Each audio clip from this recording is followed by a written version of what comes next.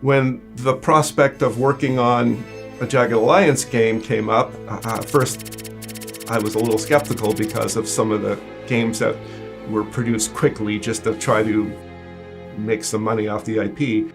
But when THQ approached me and said, no, we want to make the spiritual successor to Jagged Alliance 2, they got my attention. I was excited.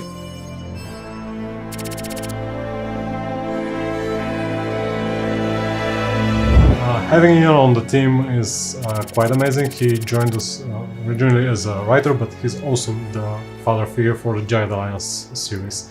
Both Jagged Alliance 1 and Jagged Alliance 2 are his babies, and just even having the opportunity to meet him and now to work with him is quite exciting. So I got started in video games in the late 80s when PCs became available to everybody, and people started making games with graphics. And as soon as I saw graphics, I got hooked. And I started off just playing games, and eventually I got kind of fussy about the games and said, I think it should work this way, or why isn't someone making a game like this? Anyone want a chocolate-covered cashew?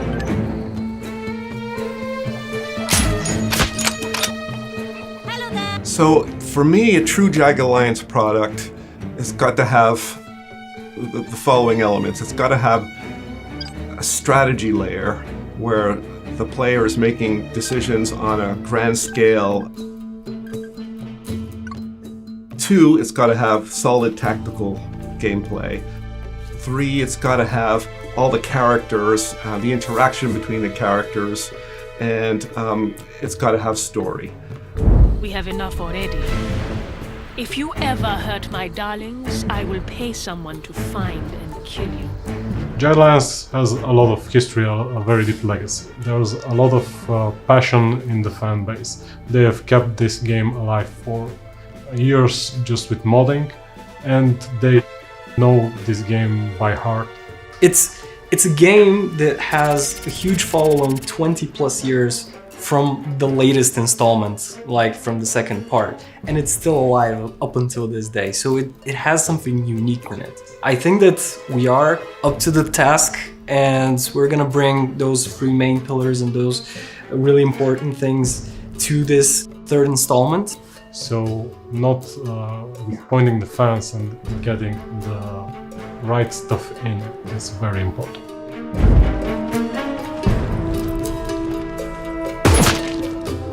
So working with Hamamon has been a lot of fun because, first of all, they're very funny people. They've got really quirky senses of humor.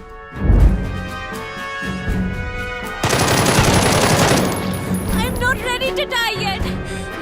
I still haven't won the approval of my parents.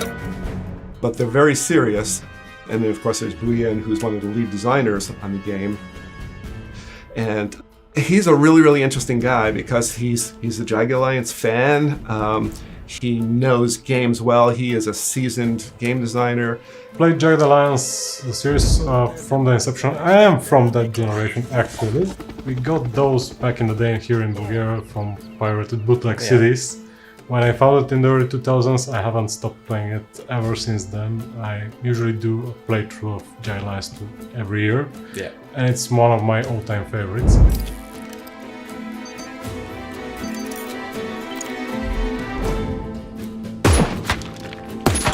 Obstacles in game development are a common thing.